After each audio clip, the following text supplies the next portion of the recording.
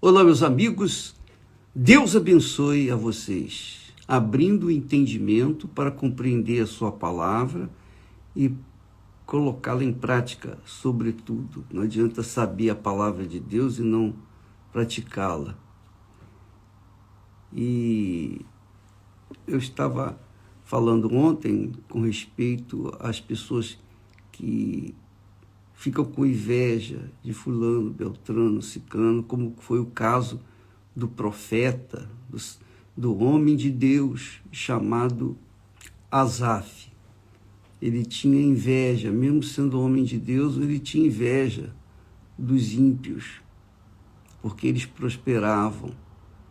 Então, isso parece que essa praga da inveja, ela se dá, obviamente, por causa de as pessoas, ao invés de olharem para si mesmas, avaliarem a sua própria comunhão com Deus, a sua consciência, olharem para si mesmos, elas ficam olhando para os outros.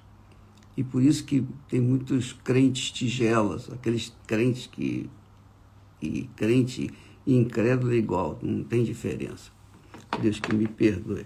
Mas a verdade é o seguinte, Jesus disse o seguinte, isso é muito bom, isso é muito glorioso, porque está dentro do contexto que nós começamos falando lá no tempo. Jesus disse assim, esse é o cuidado que ele deixou, que ele tem para com cada um de nós.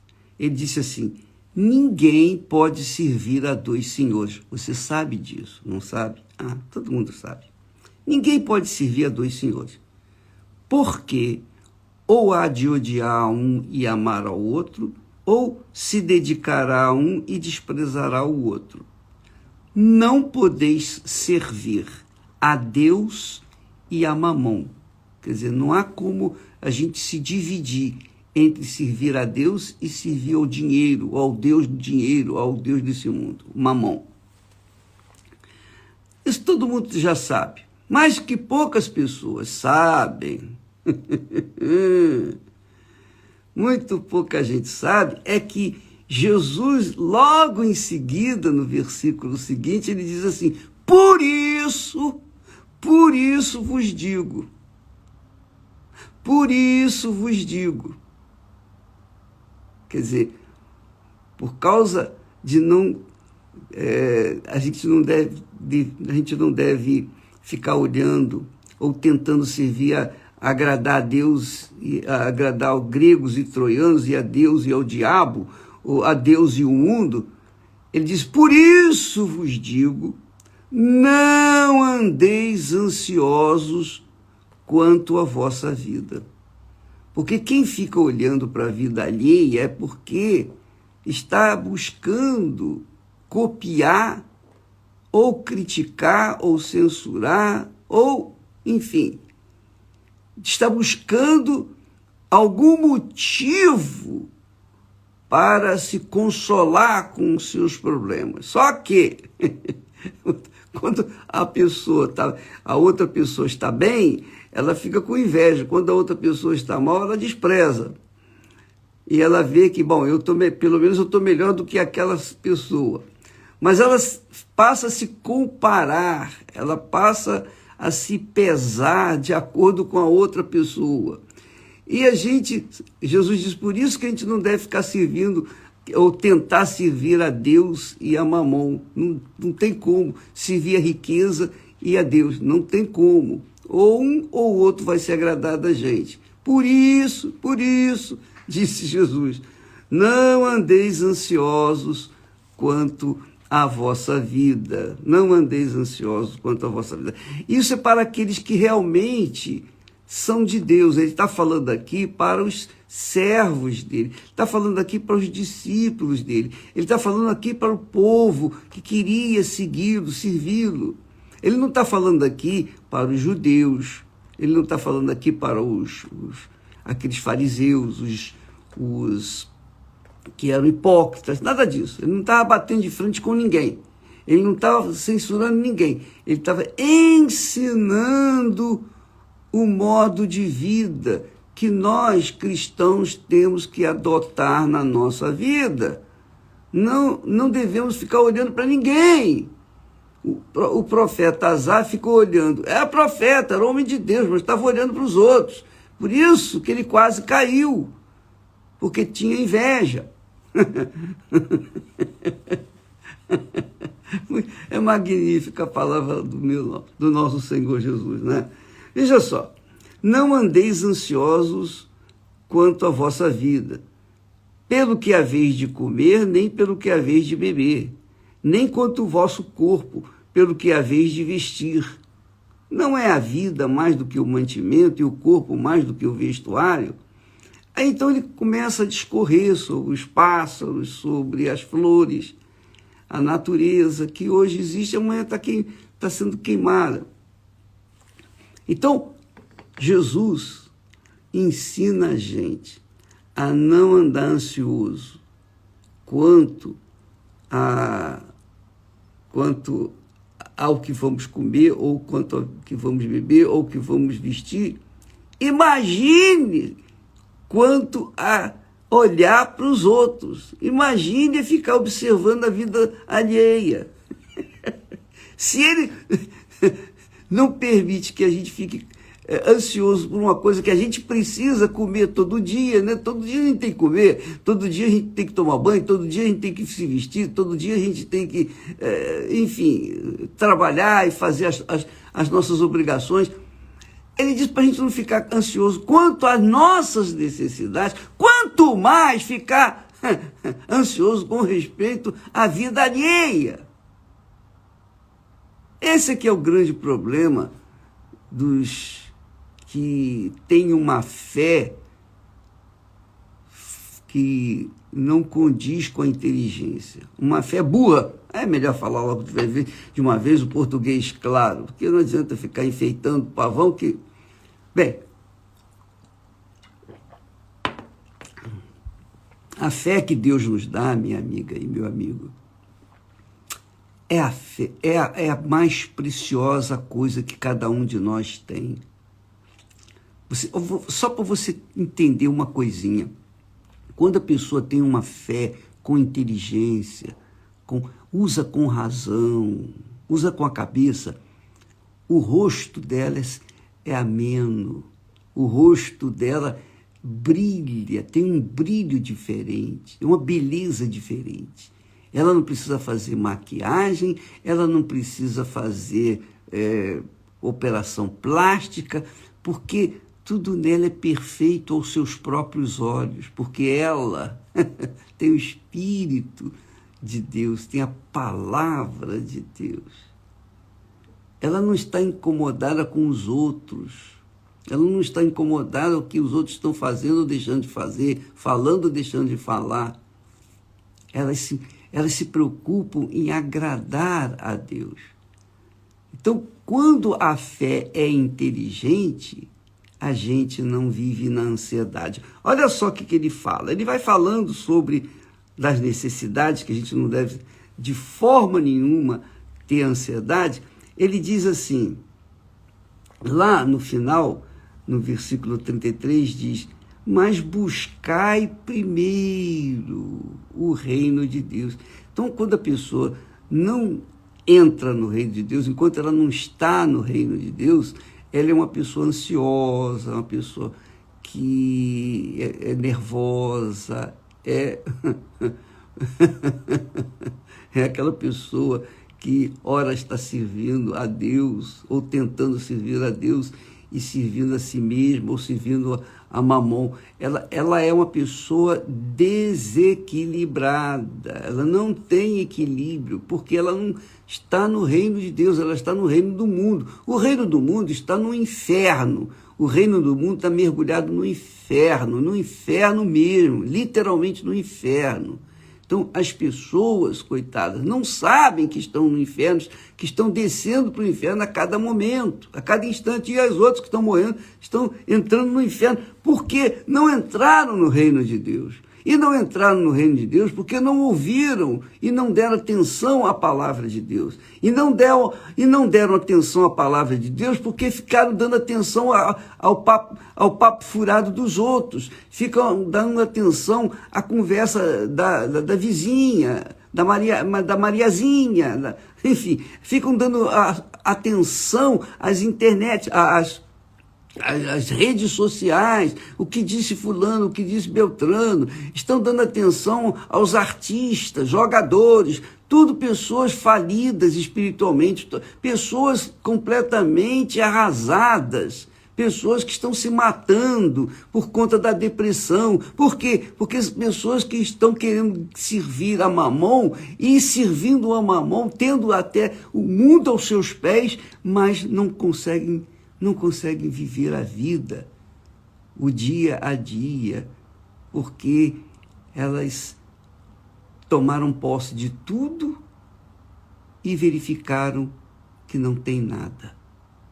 Mesmo tendo tudo, não tem nada, porque são vazias, são ocas, porque não dão ouvidos à palavra de Deus. A pessoa não dá ouvidos à palavra de Deus. As pessoas dão ouvido a todo mundo, menos a palavra de Deus.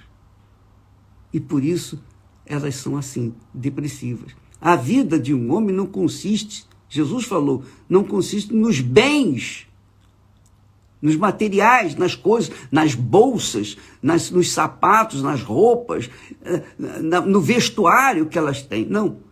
As pessoas que têm muito dinheiro, elas não sabem o que fazer com o dinheiro, ficam comprando, pensando que vão satisfazer o seu íntimo, que vão encher o seu interior.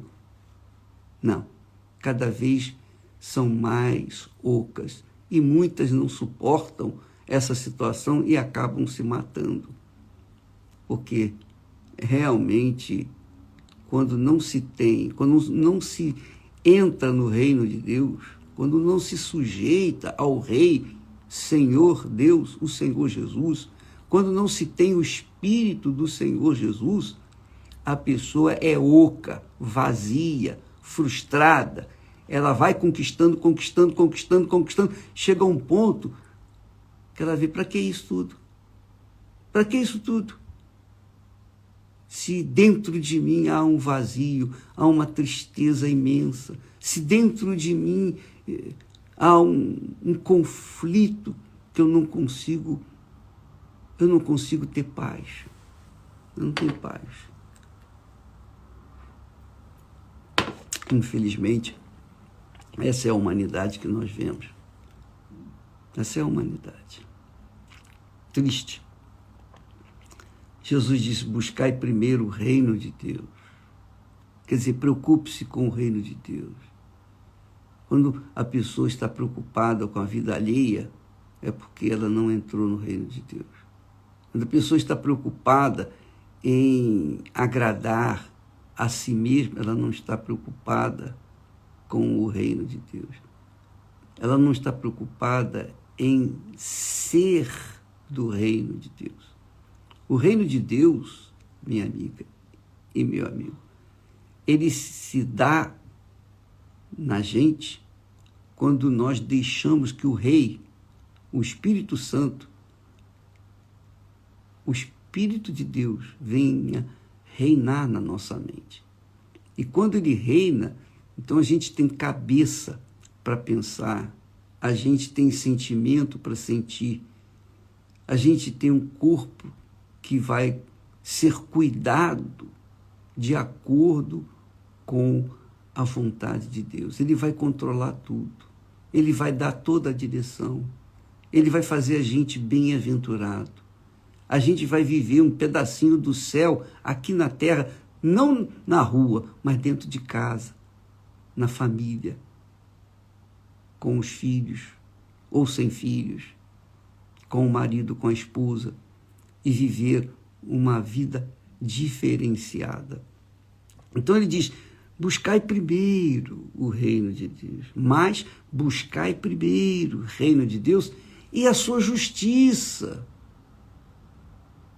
Justiça, quer dizer, você quando o Rei, Senhor Jesus Cristo, vem sobre a pessoa e passa a viver nela, ela automaticamente começa a viver na sua justiça, moldar a sua vida de acordo com as regras das leis, os mandamentos da palavra de Deus, ou os mandamentos, as leis do reino de Deus, que é ordem, que é disciplina, que é respeito, consideração, colocando sempre o Senhor em primeiro lugar na nossa vida.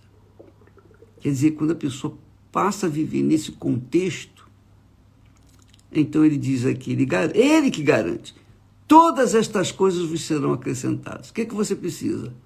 Comida? Não vai faltar. Você precisa de vestimento? Não vai faltar. Você precisa de casa? Não vai faltar. Você precisa de emprego? Não vai faltar. Você precisa de dinheiro? Não vai faltar. Porque você está sujeito ao reino de Deus, e o reino de Deus tem obrigação, ou o rei do reino de Deus tem a obrigação de cuidar da gente. Ele torna-se o nosso cuidador, o nosso protetor, o nosso Senhor. Você acha que o nosso Senhor vai deixar os seus servos passando necessidade, privações? Você acha que o Senhor Jesus Cristo vai permitir que aquele que o serve venha ter necessidades, venha ser fracassado, desequilibrado? Não. O Senhor guia os seus servos. Guia os seus servos. Até porque ele garante. Ele disse: vereis a diferença entre o justo e o ímpio, o cruel, entre os que me servem e os que não me servem. Tem que haver essa diferença, amiga. Está aqui escrito na Bíblia. Você pode ler isso no texto sagrado. Eu vou deixar aqui escrito, registrado no Instagram, para você ler, aprender e ler várias vezes, até entender. Eu estava conversando com um pastor, um bispo aqui do leste europeu, e ele estava falando para mim assim: bispo, aqui na Rússia, não, aqui na Romênia, ele falou que aqui na Romênia teve uma senhora que leu o seu livro, O Espírito Santo, 15 vezes. Você acredita nisso? Pois é, ela leu 15 vezes. E mesmo estando traduzido para a língua dela, ela não entendeu na primeira vez, não entendeu na segunda, não entendeu na terceira, não entendeu na quarta. Quando ela terminou de ler pela 15ª vez, ela recebeu o batismo com o Espírito Santo. Sabe por que ela recebeu o batismo com o Espírito Santo? Não foi porque ela leu o meu livro simplesmente, mas porque ela foi tão insistente, tão perseverante em querer saber como fazer para receber o Espírito Santo. Ela leu 15 vezes o mesmo livro. Eu nunca ouvi falar disso na minha vida. Primeira vez que eu ouço falar de uma pessoa ler um livro 15 vezes, sedenta para saber como poderia receber o Espírito Santo. Quando ela leu pela 15ª vez, ela recebeu o batismo. Quer dizer, Deus viu o interesse, Deus viu a dedicação dela, Deus viu a sede dela em querer o Espírito Santo. Então, ele veio ao seu encontro, porque ela manifestou a sede de servido. Então, são pessoas assim que começam a viver no reino de Deus em uma vida diferenciada da vida dos outros, que dizem crer, mas não creem em coisa nenhuma. Essa é a realidade, minha amiga e meu amigo. Infelizmente, eu sei que eu sou um tanto grotesco, grosso para falar, mas é que o nosso objetivo é despertar você do sono da morte, do sono do sepultamento. Essa é a realidade. Para você poder olhar para si mesma, ao invés de ficar preocupado com os outros que estão sofrendo os seus problemas. Cada um tem os seus problemas. Ao invés de você ficar olhando as redes sociais, preocupada com o que o fulano falou, deixou de falar, deixa para lá, larga para lá, cuide da sua vida, minha amiga e meu amigo. A sua vida é única, não é? Então, não vale a pena você dividir o pouco que você tem com outros problemas dos outros que você está absorvendo na linguagem, na literatura, na forma de se vestir, de ser, de ter as coisas. Não fique olhando para os outros. Olhe para si. Avalie a sua fé. Porque se você está mal, você tem a fé em Jesus. Você conhece a Bíblia Sagrada. Mas se você está mal, é porque está faltando o Espírito de Deus dentro de você, reinando dentro de você. E por isso a sua vida não desenvolve. Por isso você fica frustrada, decepcionada, perdida, igual barata tonta. Você não sabe o que fazer, vive em dúvida, em ansiedade. E Jesus disse mais, ele diz assim, concluindo o capítulo 6 de Mateus, ele diz assim, não vos inquieteis, não vos inquieteis. A gente já tem muitos problemas, cada um de nós tem muitos problemas para resolver. E como que a gente vai ficar inquietado com a vida alheia, olhando para os outros? Não vos inquieteis, pois, pelo dia de amanhã, porque o dia de amanhã cuidará de si mesmo. Basta a cada dia o seu mal. Então já basta o mal que a gente tem que enfrentar todo santo dia. Imagine ficar olhando e absorvendo e bebendo de sentimentos de inveja ou de qualquer outra coisa. Por isso que muita gente cai no pecado, porque fica olhando para os outros. Asaf quase caiu, quase se esborrachou, porque ele estava observando com inveja, ainda por cima, a vida daqueles que eram ímpios e que estavam prosperando. Decida a sua vida. Se você está servindo a Deus, então mantenha-se firme e forte nessa fé. Olhe para frente. A fé remete a gente para frente. A fé não remete, não deixa a gente olhar para um lado nem para o outro. A fé remete a gente para frente. O que passou, passou, acabou. Vamos olhar para frente. Isso se chama fé, fé com inteligência.